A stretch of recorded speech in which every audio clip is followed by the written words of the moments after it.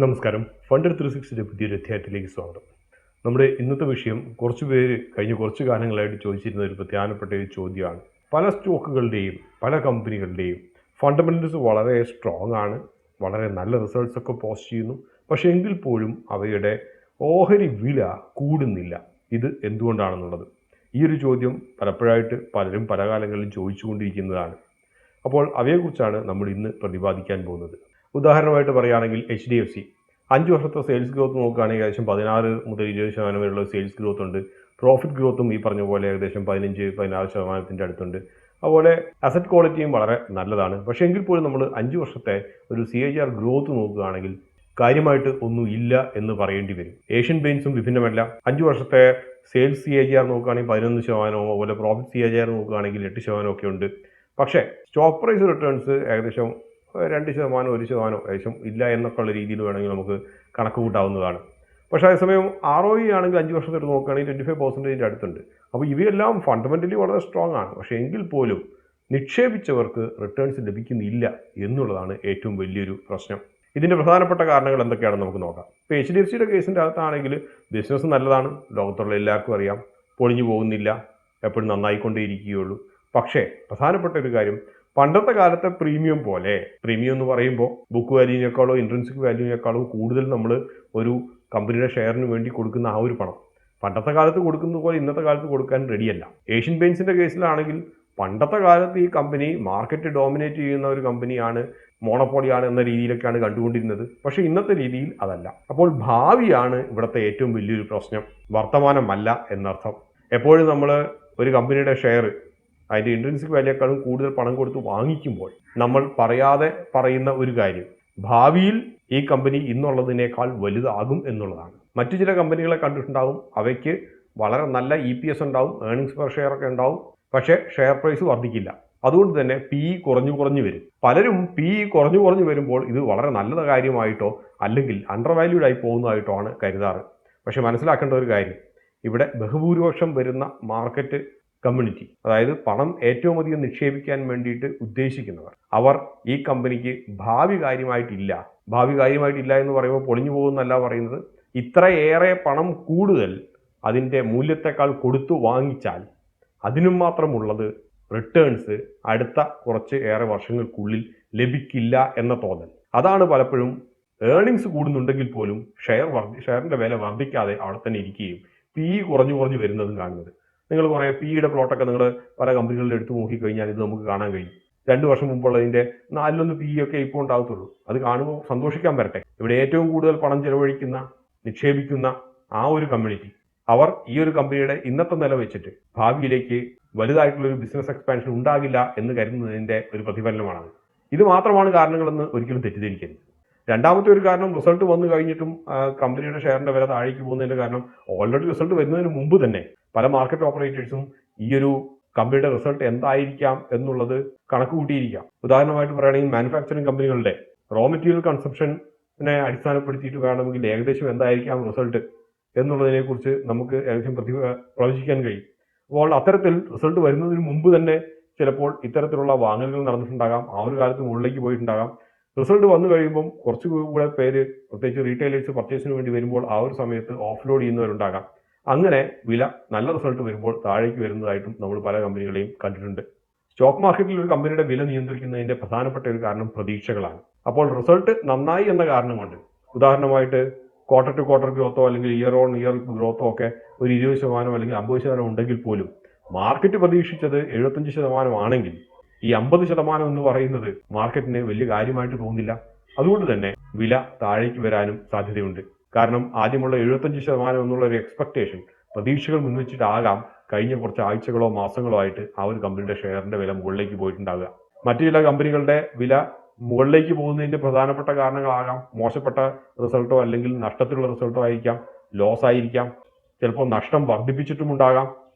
കഴിഞ്ഞ വർഷത്തെ നഷ്ടം 100 കോടിയാകാം, ഈ വർഷത്തെ നഷ്ടം ചിലപ്പോൾ 150 കോടിയാകാം. പക്ഷെ എങ്കിൽ പോലും മാർക്കറ്റ് പ്രതീക്ഷിച്ചത് അല്ലെങ്കിൽ പ്രവചിച്ചത് 200 കോടിയാണ്, പക്ഷെ അതിന് വേറെ 150 കോടിയേ നഷ്ടമുള്ളൂ എന്ന് വെച്ച് കഴിഞ്ഞാൽ ആ കമ്പനി പോസിറ്റീവായിട്ട് തന്നെ മാർക്കറ്റിൽ പെർഫോം ചെയ്യും, ആ കമ്പനിയുടെ ഷെയറിന്റെ വില മുകളിലേക്ക് പോവുകയും ചെയ്യും. അതും ഒരു കാരണമാണ്.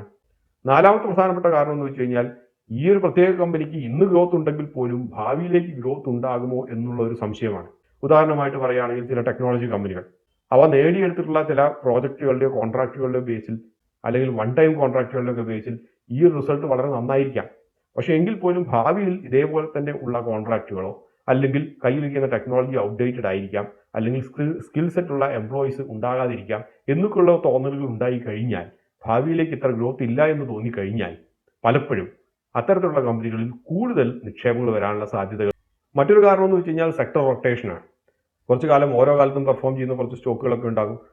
ഇന്നത്തെ കാലത്തൊക്കെ എടുത്ത് നോക്കുകയാണെങ്കിൽ എല്ലാവരും എയുടെ പുറകെയാണ് പോകുന്നത്, അല്ലെങ്കിൽ കുറച്ചും കൂടെ ഒരു ഡിഫെൻസീവ് ആയിട്ടുള്ള സ്റ്റോക്കുകൾ, പണം ഒലിച്ചു പോകാത്ത സ്റ്റോക്കുകൾ നോക്കുന്നുണ്ടാകാം. അപ്പോൾ അതുകൊണ്ട് തന്നെ കഴിഞ്ഞ വർഷമോ അതിന് മുമ്പത്തെ വർഷമോ മോശമില്ലാത്ത റിട്ടേൺസ് തന്ന പല സെക്ടറുകളും ഈ ഒരു വർഷം കാര്യമായിട്ട് റിട്ടേൺസ് തന്നോളണം എന്ന് നിർബന്ധമില്ല. അപ്പോൾ ഇത്തരത്തിലുള്ള സെക്ടർ റൊട്ടേഷൻ മിക്ക ഫണ്ട് ഹൗസുകളും നടത്താറുണ്ട്. അത് മനസ്സിലാകാതെ നമ്മൾ ഭൂതകാലത്ത് നന്നായി പെർഫോം ചെയ്തു എന്ന ഒറ്റ കാരണം കൊണ്ട് ആ ഒരു സ്റ്റോക്കിൻ്റെ അകത്ത് നമ്മൾ നിക്ഷേപിക്കുകയോ, അല്ലെങ്കിൽ ചില സ്റ്റോക്കുകളും ചില കമ്പനികളുടെ പ്രോഡക്ട്സോ അത് മനുഷ്യന് അത്യന്താപേക്ഷിതമായിട്ടുള്ള കാര്യങ്ങളാകാം. പക്ഷെ എങ്കിൽ പോലും അവ ചിലപ്പോൾ ആ കമ്പനികളുടെ ഷെയർ മുകളിലേക്ക് പോകണമെന്നൊരു നിർബന്ധവുമില്ല. ഉദാഹരണമായിട്ട് പറയുകയാണെങ്കിൽ ചില ഫാർമ കമ്പനികളുടെ ഒരു മോണോപോളി പോർട്ട്ഫോളിയോ ഒക്കെ ഉള്ള ചില മരുന്നുകളുണ്ടാകാം. അവയില്ലാതെ ചില ക്യാൻസർ ഡ്രഗൊക്കെ ആണെങ്കിൽ അവയില്ലാതെ ചിലപ്പോൾ ക്യാൻസർ ട്രീറ്റ്മെൻറ്റ് സാധ്യമല്ലാതിരിക്കാം. ഇതിൻ്റെയൊക്കെ പ്രധാനപ്പെട്ട ഒരു കാരണം എന്ന് വെച്ച് കഴിഞ്ഞാൽ പലപ്പോഴും റിസൾട്ടിൻ്റെ മുകളിൽ നിക്ഷേപകർക്ക് ഒരു സർപ്രൈസ് കൊടുക്കാൻ വേണ്ടിയിട്ട് ഒരു സാധ്യത വലിയ നിക്ഷേപകർ ഈ ഒരു കമ്പനികളിൽ കാണുന്നില്ല എന്നുള്ളതാണ്. മറ്റൊരു പ്രധാനപ്പെട്ട കാര്യം എന്ന് വെച്ച് കഴിഞ്ഞാൽ ചില കമ്പനികളെ സംബന്ധിച്ച് ഇത്തവണത്തെ റിസൾട്ടോ അല്ലെങ്കിൽ കഴിഞ്ഞ 2-3 ക്വാർട്ടറിലെ റിസൾട്ടോ ഒക്കെ വളരെ നല്ലതാണെങ്കിൽ കൂടിയും മോശമായ റിസൾട്ട് ഭാവിയിൽ വരാനുണ്ട് എന്നുള്ള ഒരു അനാലിസിസിനെ ബേസ് ചെയ്തിട്ടുള്ളതാണ്. ഉദാഹരണമായിട്ട് പറയുകയാണെങ്കിൽ കഴിഞ്ഞ ഒരു 2-3 ക്വാർട്ടറുകൾക്ക് മുമ്പ് ഇത്തരത്തിലുള്ള ഒരു പ്രതീക്ഷകളുമായി മിക്ക ഫണ്ട് ഹൗസുകളും ഇരുന്നിട്ടുണ്ടായിരുന്നു. അവ സത്യവുമായിരുന്നു. കാരണം ക്രൂഡ് പ്രൈസിന്റെ വില വർധനവ്. പക്ഷേ 2-3 ക്വാർട്ടറുകൾക്ക് മുമ്പ് പ്രൊക്യൂർ ചെയ്തിട്ടുള്ള റോ മെറ്റീരിയലും എനർജി കോസ്റ്റും ഒക്കെ യുദ്ധം തുടങ്ങുന്നതിന് മുമ്പുള്ളതായിരുന്നു. അപ്പോൾ അതുകൊണ്ട് തന്നെ ആ ഒരു 2-3 ക്വാർട്ടറുകൾക്ക് മുമ്പ് അവരുടെ റിസൾട്ട് നല്ലതായിരുന്നു. പക്ഷേ ഭാവിയിലേക്കുള്ള റിസൾട്ടുകളും പ്രൊക്യൂർമെന്റും എനർജി കോസ്റ്റുകളും വർദ്ധിക്കുമെന്നുള്ളത് മുൻകൂട്ടി കണ്ടതുകൊണ്ടാണ് പല കമ്പനികളും 2 ക്വാർട്ടറുകൾക്ക് മുമ്പുള്ള റിസൾട്ട് നന്നായിരുന്നെങ്കിൽ പോലും അവയ്ക്ക് മാർക്കറ്റിൽ വലിയ ചലനങ്ങൾ സൃഷ്ടിക്കാൻ കഴിയാതിരുന്നത്. ഇവയിലൊന്നും പെടാത്ത ചില സ്റ്റോക്കുകൾ അപൂർവമായിട്ടെങ്കിലും ഉണ്ടാകാം. ഇവയെ സംബന്ധിച്ച് പ്രത്യേകിച്ച് കാരണങ്ങളൊന്നുമില്ലാതെ, ബൈയിങ് ഇൻട്രസ്റ്റ് ഇല്ലാതെ ഒരു മൂലയ്ക്ക് ചിലപ്പോൾ മാസങ്ങളോ വർഷങ്ങളോ ഇരുന്നേക്കാം. ഏണിങ്സ് വർദ്ധിക്കും, തുടർച്ചയായി PE താഴോട്ട് പോകും, ഇൻട്രിൻസിക് വാല്യൂ വർദ്ധിക്കും.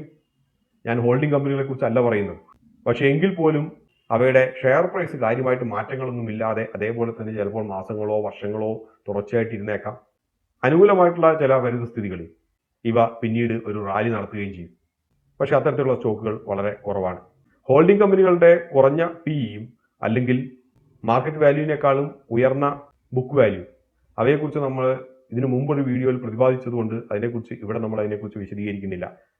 അപ്പോൾ പ്രധാനപ്പെട്ട ഒരു ചോദ്യം, നമ്മൾ ഫണ്ടമെന്റൽസ് മാത്രം നോക്കി സ്ക്രീനറിൻ്റെ അകത്ത് നോക്കിയിട്ട് ഈ സ്റ്റോക്കുകളെ എടുത്താൽ അവ ഭാവിയിലേക്ക് നമുക്ക് റിട്ടേൺസ് ലഭിക്കുമോ എന്ന കാര്യത്തിൻ്റെ അകത്ത് വലിയ ഉറപ്പില്ലാത്ത ഒരു പരിതസ്ഥിതി അത്തരത്തിൽ വരുമ്പോൾ നമ്മൾ എത്തരത്തിൽ സെലക്ട് ചെയ്യണം എന്നുള്ളതാണ്. അതാണ് സാധാരണ എല്ലാ നിക്ഷേപകർക്കും അറിയാനുള്ളത്. അപ്പോൾ ഇതിന് നമുക്ക് പ്രധാനമായിട്ടും ചെയ്യാൻ പറ്റുന്ന ഒരു ക്വാണ്ടിറ്റേറ്റീവ് അപ്രോച്ചിന്റെ അപ്പുറം ഒരു ക്വാളിറ്റേറ്റീവ് അപ്രോച്ചും കൂടെ നമ്മൾ മുൻകൂട്ടി വെച്ച് കഴിഞ്ഞാൽ അത് കുറച്ചുകൂടി നല്ലതായിരിക്കും. ഉദാഹരണമായിട്ട് പറയുകയാണെങ്കിൽ ബിസിനസ് ഇംപ്രൂവ് ചെയ്യുന്നുണ്ട് എന്നുള്ള ഒരു കാര്യം നമ്മൾ നോക്കുക. കമ്പനിയുടെ പ്രോഡക്റ്റ് റേഞ്ച് എന്താണെന്നുള്ളത് നോക്കുക. ഭാവിയിലേക്ക് ഈ ഒരു പ്രോഡക്റ്റ് റേഞ്ച് അതുമായിട്ട് മുമ്പോട്ട് പോകാനുള്ള റിസ്കുകൾ എന്തൊക്കെയാണെന്നുള്ളത് അനലൈസ് ചെയ്യുക. ക്വാണ്ടിറ്റേറ്റീവ് ആയിട്ടുള്ള ചില പാരാമീറ്റേഴ്സ് ആയിട്ടുള്ള സെയിൽസ് ഗ്രോത്ത് വേണമെങ്കിൽ 10% മുകളിൽ, അതുപോലെ EPS ഗ്രോത്ത് കഴിഞ്ഞൊരു 3 വർഷമായിട്ട് 10% മുകളിലുള്ളത് വേണമെങ്കിൽ നോക്കാം. ROC ഒരു 15% മുകളിൽ. മാർക്കറ്റ് ഷെയർ, ഈ ഒരു കമ്പനികളുടെ ഉൽപ്പന്നങ്ങളുടെ മാർക്കറ്റ് ഷെയർ ഉയരുന്നുണ്ട് എന്ന് ഉറപ്പുവരുത്തുക. മാർക്കറ്റ് ഷെയർ അതേപോലെ നിൽക്കുന്നു എന്നുള്ളതല്ല, വളരെ നല്ല മാർക്കറ്റ് ഷെയർ ഉണ്ട് എന്നുള്ളതല്ല, ഇവ വർദ്ധിക്കുന്നുണ്ടെന്ന് ഉറപ്പുവരുത്തുക. അതേപോലെ തന്നെയാണ് ഫ്രീ ക്യാഷ് ഫ്ലോ. വളരെ ഹെൽത്തി ആയിട്ടുള്ള ഒരു ക്യാഷ് ഫ്ലോയെ കുറിച്ച് മാത്രമല്ല നോക്കേണ്ടത്, ഫ്രീ ക്യാഷ് ഫ്ലോ വർദ്ധിക്കുന്നുണ്ടെന്ന് ഉറപ്പുവരുത്തുക. ഇവയൊന്നും കൂടാതെ ഏറ്റവും പ്രധാനപ്പെട്ട കാര്യം, മാർക്കറ്റ് പലപ്പോഴും ഒരു പ്രീമിയം, ഇൻട്രിൻസിക് വാല്യൂയേക്കാളും വലിയൊരു പ്രീമിയം ഓഫർ ചെയ്യാനുള്ള പ്രധാനപ്പെട്ട കാരണം ക്വാളിറ്റേറ്റീവ് ആയിട്ടുള്ള ചില പാരാമീറ്റേഴ്സ് ആണ്. ഉദാഹരണമായിട്ട് പറയുകയാണെങ്കിൽ റേറ്റിംഗ് കമ്പനികൾ ഏണിങ്സ് എസ്റ്റിമേറ്റ് ഒക്കെ ഉയർത്തുക. ഈ പറഞ്ഞ കമ്പനികളൊക്കെ കടമെടുത്തിട്ടുണ്ടെങ്കിൽ അവയുടെ റേറ്റിംഗ് നല്ലതാണെന്നുള്ളത് കൊടുക്കുക, ക്രിസിലൊക്കെ പോലത്തെ റേറ്റിംഗ്സ്. പിന്നെ പുതിയൊരു കപ്പാസിറ്റി എക്സ്പാൻഷൻ, കാപെക്സ് സ്പെൻഡിങ് കൂടുതലുണ്ട്, അത് ഇപ്പം അടുത്തിടെ ഒരു കമ്പനി ഏതെങ്കിലും ഒരു ഫാക്ടറി ഉണ്ടാക്കി അത് ഓപ്പറേഷനിലാകാൻ പോകുന്നു എന്നുള്ളത് നോക്കുക. മറ്റൊരു പ്രധാനപ്പെട്ട കാര്യം മാർജിൻസ് ആണ്. പലപ്പോഴും വിട്ടുകളയുന്നതോ ആയിട്ടുള്ള ഒരു പ്രധാനപ്പെട്ട കാര്യം മാർജിനാണ്. മാർജിൻസ് നല്ല മാർജിൻ 50% മാർജിൻ 40% മാർജിൻ എന്ന് മാത്രം കണ്ടിട്ട് ചാടി വീഴരുത്. മാർജിൻസ് ഓരോ വർഷം കൂടുന്തോറും ഈ പ്രോഫിറ്റ് മാർജിൻ ഇമ്പ്രൂവ് ചെയ്യുന്നുണ്ട്, ഒരു 1% ഇമ്പ്രൂവ് ചെയ്യുന്നുണ്ട് എന്നുള്ളത് നോക്കുക. മാറ്റങ്ങളാണ് എപ്പോഴും മാർക്കറ്റ് നോക്കിക്കാണുന്ന ഒരു കാര്യം. അതുപോലെ തന്നെയാണ് പുതിയ പ്രോഡക്ട്സ് എന്തെങ്കിലുമൊക്കെ ഉണ്ടോ, അല്ലെങ്കിൽ ഈ ഒരു കമ്പനി നിലനിൽക്കുന്ന ഈ ഒരു ഇൻഡസ്ട്രി, ആ ഒരു സെക്ടർ അത് ബുള്ളിഷ് ആണോ. ഓർഡർ ബുക്ക് മാത്രം നോക്കരുത്. 2 ലക്ഷം കോടി രൂപയുടെ ഓർഡർ ബുക്ക് ഉണ്ട്, അപ്പോൾ ഈ കമ്പനി നല്ലതാണ് എന്ന് നോക്കുന്നതിൽ കാര്യമില്ല. ഈ ഓർഡർ ബുക്സിന്റെ അകത്തുള്ള ഇത് റിയലൈസേഷൻ, പ്രോജക്റ്റോ അല്ലെങ്കിൽ പ്രോഡക്റ്റോ എന്തെങ്കിലും എക്സിക്യൂട്ട് ചെയ്ത് കഴിഞ്ഞിട്ട് പണം എന്ന് നമ്മുടെ പെട്ടിയിൽ വരും എന്നുള്ളതിനെ കുറിച്ച് ഒരു ഐഡിയ ഉണ്ടാക്കാൻ വേണ്ടി ശ്രമിക്കുക. ആ ഒരു പണം വരുന്ന കാലം അവയായിരിക്കാം മിക്കവാറും ഈ കമ്പനികളുടെ ഒരു റാലി നടത്താനുള്ള ഒരു സമയം. അഞ്ചാമത്തെ ഏറ്റവും പ്രധാനപ്പെട്ട ഒരു കാര്യം ഇത്തരത്തിലുള്ള കമ്പനികളെ ഐഡന്റിഫൈ ചെയ്യുന്നത് ഏർണിങ്സ് ഗ്രോത്ത് ആണ്. EPS ക്വാർട്ടർ ടു ക്വാർട്ടർ വർദ്ധിക്കുന്നുണ്ട് എന്ന് ഉറപ്പുവരുത്തുക. അപ്പോൾ ഇത്തരത്തിലൊക്കെയുള്ള കാര്യങ്ങൾ ഉണ്ടെങ്കിൽ, അതായത് ഏർണിങ്സ് മൊമെന്റം, ആ കാര്യങ്ങളും എല്ലാം 5 കാര്യങ്ങളും ഉണ്ടെങ്കിൽ ആ ഒരു കമ്പനിയുടെ ഓഹരി വില കാര്യമായിട്ട് മാറുന്നില്ല എന്നുണ്ടെങ്കിൽ സാധാരണ രീതിയിൽ PE കുറഞ്ഞിരിക്കും. ഇത്തരത്തിലുള്ള ഒരു PE കുറവുണ്ടെങ്കിൽ അത് നമുക്ക് വലിയൊരു പരിധി വരെ അണ്ടർ വാല്യൂഡ് ആണെന്നോ, അല്ലെങ്കിൽ വാങ്ങിക്കാവുന്ന ഒരു കാലമാണെന്നോ, അല്ലെങ്കിൽ ഏത് സമയത്തും ഒരു മൊമെന്റം ഈ ഒരു കമ്പനികൾ പ്രതീക്ഷിക്കാമോ എന്നും നമുക്ക് വേണമെങ്കിൽ ഒന്ന് നോക്കാവുന്നതാണ്. അല്ലാത്ത രീതിയിൽ ഒത്തിരി ഓർഡർ ബുക്ക് ഉണ്ട്, നല്ല ഏർണിങ്സ് ആണ്, എല്ലാ ക്വാർട്ടറിലും നല്ല റിസൾട്ടാണ്, ലാഭം മാത്രം പോസ്റ്റ് ചെയ്യുന്നു എന്നുള്ള കാര്യം മാത്രം നമ്മൾ സ്ക്രീനറിൻ്റെ അകത്ത് പോയി സ്ക്രീൻ ചെയ്തെടുക്കുന്ന പല സ്റ്റോക്കുകളും 5 വർഷം കഴിഞ്ഞാൽ പോലും പലപ്പോഴും ബാങ്ക് ഇൻട്രസ്റ്റ് പോലും ലഭിക്കുകയില്ല എന്നുള്ളൊരു സത്യം നിങ്ങൾ മനസ്സിലാക്കുക. അപ്പോൾ ഒന്നുകൂടി ഞാൻ ഓർമ്മിപ്പിക്കാം. ഒന്നാമത്തെ കാര്യം EPSന്റെ ഗ്രോത്ത് ആണ്, അതായത് ഏർണിങ്സ് ഗ്രോത്ത്, ആ ഒരു മൊമെന്റം ഉണ്ടെന്നുള്ള ഉറപ്പ് വരുത്തുക. രണ്ടാമത്തെ കാര്യം വാല്യുവേഷൻ ആണ്. നമ്മൾ ബാക്കിയുള്ള എല്ലാ കാര്യങ്ങളും നോക്കിയിട്ട് വാല്യുവേഷൻ വളരെ കൂടുതലാണെങ്കിൽ നമ്മൾ ഉപേക്ഷിച്ച് കളയുക. വാല്യുവേഷൻ കുറച്ച് റീസണബിൾ ആയിരിക്കണം, ഡീസൻ്റ് ആയിരിക്കണം. അതുപോലെ ക്യാഷ് ഫ്ലോ ഓരോ വർഷം കഴിയുന്തോറും, ഓരോ ക്വാർട്ടർ കഴിയുന്തോറും ഇമ്പ്രൂവ് ആവുന്നുണ്ട് എന്നുള്ളത് ഉറപ്പുവരുത്തുക. നാലാമത്തെ കാര്യം, ഒരു പുതിയ കാപെക്സ് സ്പെൻഡിങ്ങോ, പുതിയ ഫാക്ടറീസ് ഇൻസ്റ്റലേഷനോ, മെഷീനറി ഇൻസ്റ്റലേഷൻസോ, പുതിയ ടെക്നോളജി അഡാപ്റ്റേഷനോ, ഇങ്ങനെയൊക്കെയുള്ള എന്തെങ്കിലും കമ്പനിയുടെ പൈപ്പ് ലൈനിലുണ്ടോ, യഥാർത്ഥത്തിലുണ്ടോ എന്നുള്ളത് വെരിഫൈ ചെയ്യുക.